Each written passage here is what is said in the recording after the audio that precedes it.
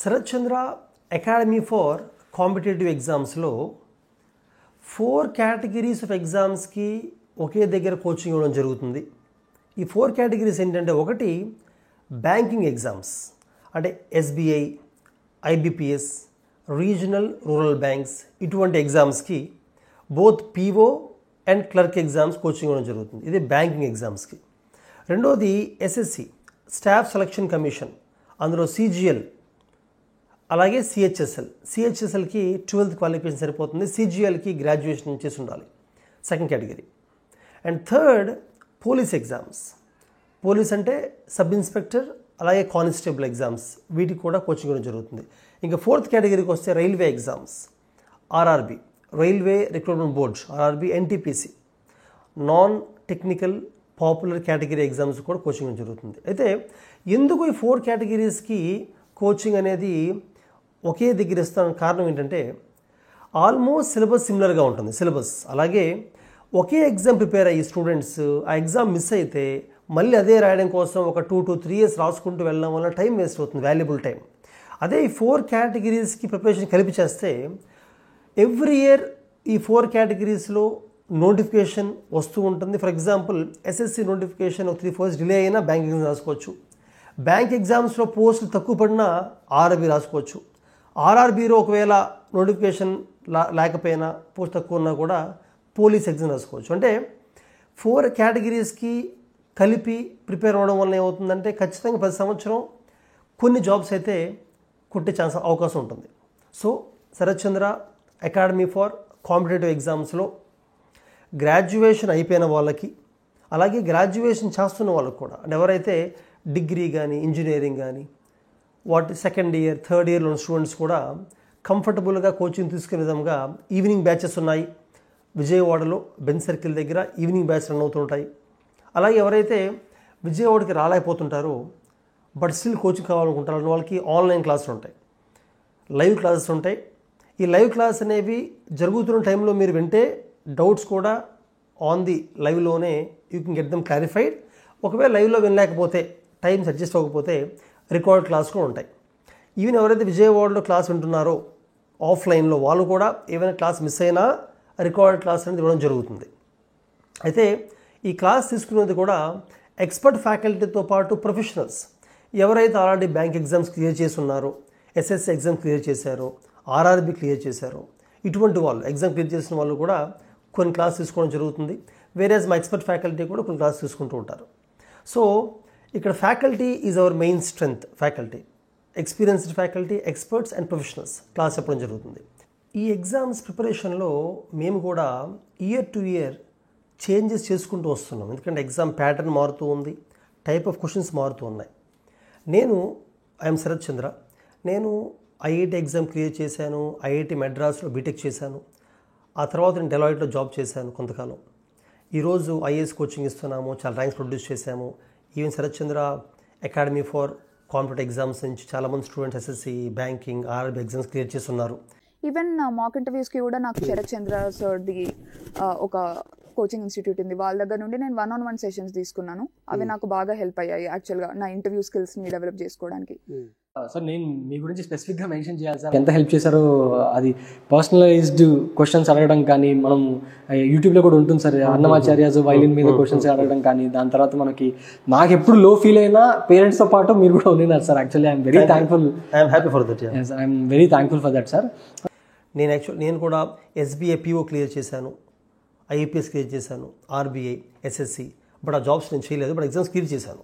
And నా passion ఉంది exams రాయడం. సో ఆ ఎక్స్పీరియన్స్తో, అలాగే నా స్టూడెంట్స్ ఎవరైతే లాస్ట్ ఇయర్ ఎగ్జామ్ క్లియర్ చేస్తున్నారో వాళ్ళ ఎక్స్పీరియన్స్తో ఎగ్జామ్ ప్యాటర్న్ మారే కొద్దీ మా కోచింగ్ స్ట్రాటజీ కానీ, మేము పెట్టే ఎగ్జామ్స్ కానీ ప్రతి స్టూడెంట్స్కి లెవెల్ 1 నుంచి స్టార్ట్ చేసి లెవెల్ 1లో ప్రాబ్లమ్ సాల్వ్ చేసిన తర్వాత కాన్ఫిడెన్స్ వచ్చిన తర్వాత అప్పుడు లెవెల్ 2. అంటే అందరు స్టూడెంట్స్కి ఒకటే పేపర్ ఇచ్చి ఎగ్జామ్ రాయించడం కాకుండా మెరిట్ స్టూడెంట్స్కి ఇనీషియల్గానే లెవెల్ 3 ఇవ్వడం, లెవెల్ 4 ఇవ్వడం.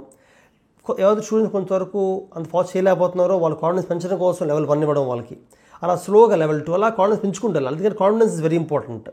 అందరికీ ఒకటే కోచింగ్ ఇవ్వచ్చు కానీ ఒకటే ఎగ్జామ్స్ పెట్టకూడదు, ఒకటే అసైన్మెంట్స్ ఇవ్వకూడదు. సో ఈ ప్రిన్సిపల్తో, ఈ ఫిలాసఫీతో ఒక యావరేజ్ స్టూడెంట్ కూడా ఈ ఎగ్జామ్స్ ఈజీగా క్రాక్ చేసే విధంగానే మా దగ్గర కోచింగ్ ఉంటుంది. బ్రాడ్గా ఈ 4 ఎగ్జామ్స్లో కూడా మీరు సిలబస్ తీసుకుంటే, ఫర్ ఎగ్జాంపుల్ బ్యాంక్ ఎగ్జామ్స్ తీసుకోవాలనుకోండి, ఎస్బీఐ అవచ్చు, ఐయూపీఎస్ అవచ్చు. బ్యాంక్ ఎగ్జామ్స్లో మీకు అరిథమెటిక్, రీజనింగ్, ఇంగ్లీష్ ఉంటుంది ప్రిలిమ్స్లో. మెయిన్స్కి వచ్చేసరికి కంప్యూటర్ యాప్టిట్యూడ్ టెస్ట్ ఉంటుంది, జనరల్ అవేర్నెస్ అంటే కరెంట్ అఫైర్స్ ఎక్కువ అడుగుతారు. అలాగే బ్యాంకింగ్ అండ్ ఎకనామిక్స్ మీద అవేర్నెస్ క్వశ్చన్ అడుగుతూ ఉంటారు. అలాగే మెయిన్స్లో మీకు letter writing, precise writing, essay writing అటువంటివి కూడా ఇస్తూ ఉంటారు అటువంటివి. వేరాజ్ ఆర్ఆర్బీ తీసుకుంటే ఆర్ఆర్బీలో మీరు ఆర్ఆర్బీ అంటే railway clerks, mostly accounts clerk, commercial clerk, అలాగే సేఫ్టీలో జాబ్స్, జూనియర్ క్లర్క్, అలాగే సీనియర్ కమర్షియల్ అసిస్టెంట్, ఇటువంటి జాబ్స్ ఉంటాయి. ఈ ఎగ్జామ్లో ఇంగ్లీష్ ఉండదు. మీకు ప్రిలిమ్స్లో అయినా మెయిన్స్లో అయినా కూడా రీజనింగ్ ఉంటుంది. రీజనింగ్ అండ్ జనరల్ ఇంటెలిజెన్స్ అంటారు, general intelligence. Arithmetic and mathematics అంటే ఇందులో మీకు బ్యాంక్ ఎగ్జామ్స్ చూసుకుంటే అందులో జామెట్రీ, ట్రిగ్నోమెట్రీ అవి ఉండవు. వేరే ఇందులో అరిథమెటిక్తో పాటు ఎక్స్ట్రాగా జామెట్రీ, ట్రిగ్నోమెట్రీ, స్టాటిస్టిక్స్ ఇవి కూడా యాడ్ అయి ఉంటాయి. అండ్ మ్యాథమెటిక్స్ కొంచెం ఎక్కువగా ఉంటుంది ఈ ఎగ్జామ్లో. So reasoning, intelligence, mathematics and general awareness. ఇక్కడ ఆర్ఆర్బీ ఎగ్జామ్స్లో జనరల్ అవేర్నెస్లో కరెంట్ అఫైర్స్ ఒక 20% ఉంటాయి. మిగిలినంతా కూడా polity, history, geography, economy, environment, science and technology ఇలాంటివి ఇవ్వడం జరుగుతుంది. ఇంటర్నేషనల్ అఫైర్స్ ఇవ్వడం జరుగుతుంది ఎక్కువగా కూడా ఆర్ఆర్బీ ఎగ్జామ్లో. ఇంకా మీరు పోలీస్ ఎగ్జామ్కి వచ్చేసరికి, ఎస్ఐ ఎగ్జామ్కి వస్తే పోలీస్ సేమ్ ఇంగ్లీష్, రీజనింగ్, అరిథమెటిక్తో పాటు జనరల్ అవేర్నెస్. పోలీస్ ఎగ్జామ్స్లో మళ్ళీ ఆర్ఆర్బీ లాంటి జనరల్ అవేర్నెస్సే ఉంటుంది. అంటే again polity, history, geography, economy, environment, SNT ఇవన్నీ ఉంటాయి. సో పోలీస్ ఆర్ఆర్బీలో అలా ఉంటుంది. బ్యాంకులో own current affairs, banking awareness ఎక్కువ ఉంటాయి. ఇంకా ఎస్ఎస్సీ ఎగ్జామ్కి వచ్చేసరికి బ్యాంకింగ్ కన్నా కూడా ప్యూర్ మ్యాథ్స్ అనేది ఎక్కువగా ఉంటుంది ఎస్ఎస్సీలో. ఆ ప్యూర్ మ్యాథ్స్ మీద ప్రత్యేకంగా ఫోకస్ చేసిన అవసరం ఉంటుంది. ఇంకా computer based exams, most of the exams or computer based exams. So మేము కూడా ఆన్లైన్ ఎగ్జామ్ పెడుతూ ఉంటాము, కంప్యూటర్ మీద పెడుతూ ఉంటాము, ఆన్ ది పేపర్ పెడుతూ ఉంటాము, కంప్యూటర్ పెడుతూ ఉంటాం. కాబట్టి ఈ 4 కేటగిరీస్కి ప్రిపేర్ అయ్యే విధంగా మా దగ్గర 6 months మాడ్యూల్ ఎలా ఉంటుందంటే, మాడ్యూల్ అరిథమెటిక్ ఒక ట్రాక్ నడుస్తూ ఉంటుంది. ఎడిషనల్గా ప్యూర్ మ్యాథ్స్ ఎవరైతే ఎస్ఎస్సీ రాద్దాం అనుకుంటారో, ఆర్బీ రాద్దాం అనుకుంటారో వాళ్ళు ప్యూర్ మ్యాథ్స్ అటెండ్ అవ్వాలి. ఓన్లీ బ్యాంక్ అనుకున్న వాళ్ళు ప్యూర్ మ్యాథ్స్ అటెండ్ అవ్వాల్సిన అవసరం లేదు, ఓన్లీ అరిథమెటిక్ అటెండ్ అవుతూ ఉంటారు. సో అలాగే రీజనింగ్ అన్నిటికీ యూనిఫామ్గా ఉంటుంది. సేమ్ రీజనింగ్ అంటే coding, decoding, puzzles, Venn diagrams, blood relations యూనిఫామ్గా ఉంటాయి అందరికీ కూడా. సో రీజనింగ్ క్లాస్ అనేది ఒక ట్రాక్ నడుస్తూ ఉంటుంది. అలాగే జనరల్ అవేర్నెస్లో కరెంట్ అఫైర్స్ సపరేట్ ఫ్యాకల్టీ ఉంటారు. కరెంట్ అఫైర్స్కి ఇందా చెప్పిన పాలిటీ, ఎకానమీ, ఎస్ఎన్టీ, హిస్టరీ, జాగ్రఫీకి సపరేట్ ఫ్యాకల్టీ ఉంటారు ప్రతిదానికి కూడా. ఎలాగో మాది శరత్ చంద్ర ఐఏఎస్ అకాడమీ మీరు వినే ఉంటారు. ఐఏఎస్ కోచింగ్లో ఆంధ్రప్రదేశ్లో హైయెస్ట్ నెంబర్ ఆఫ్ ర్యాంక్స్ వస్తుంటాయి every year.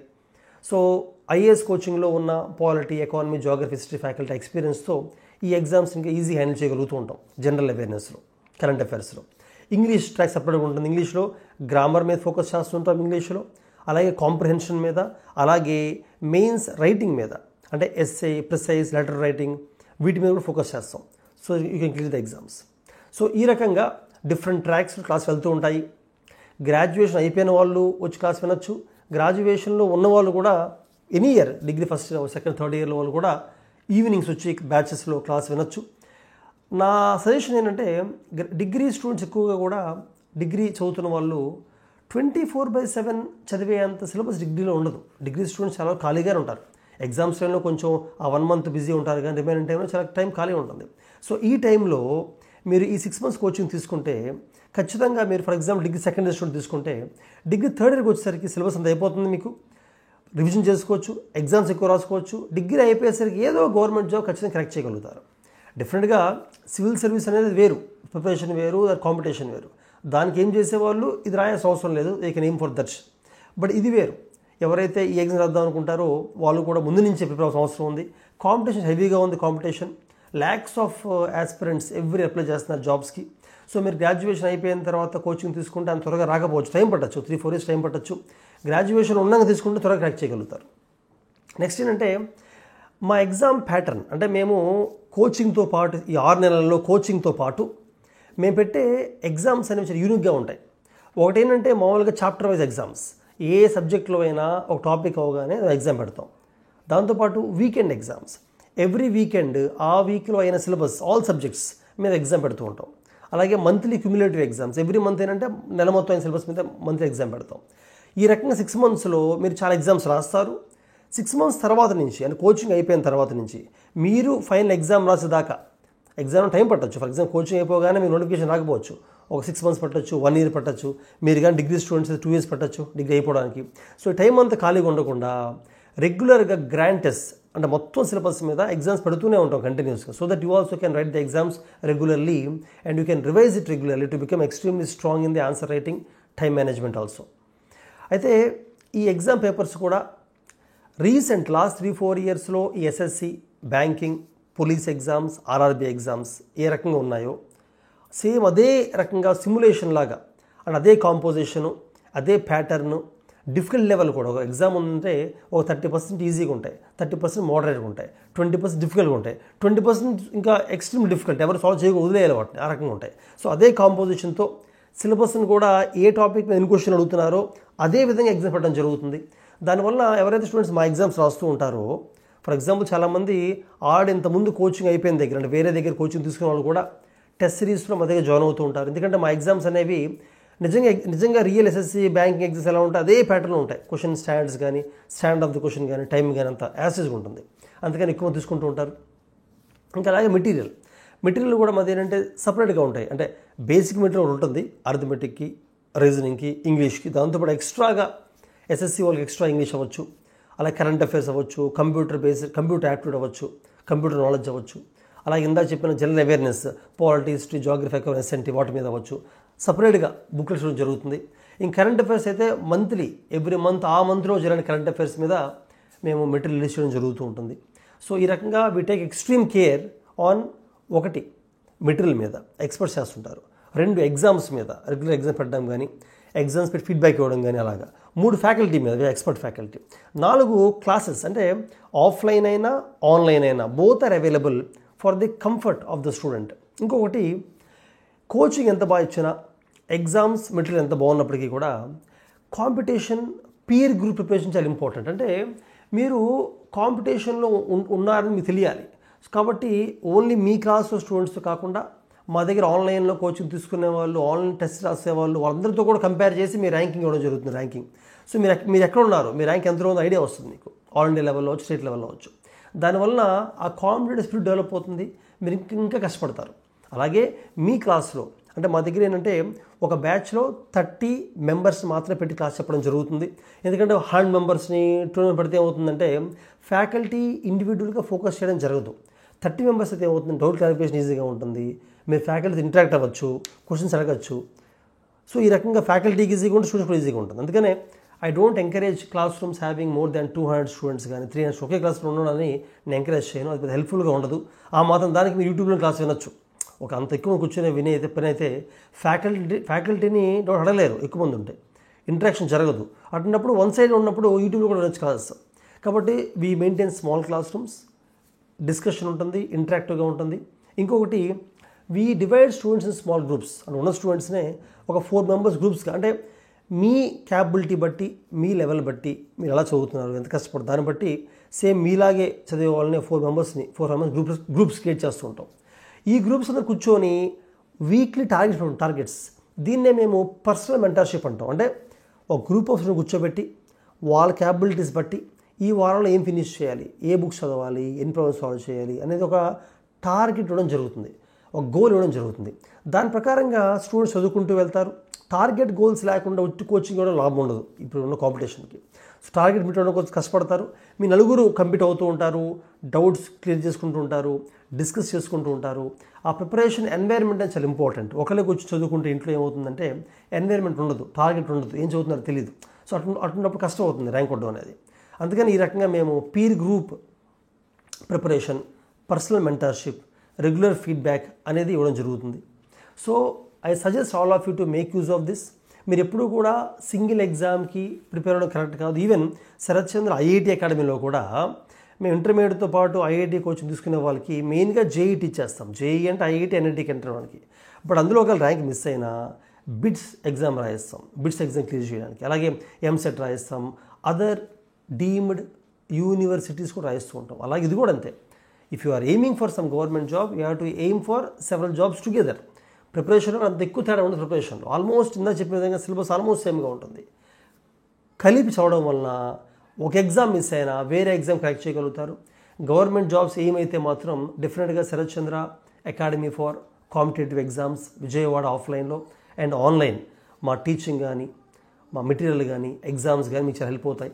So make use of it. All the best.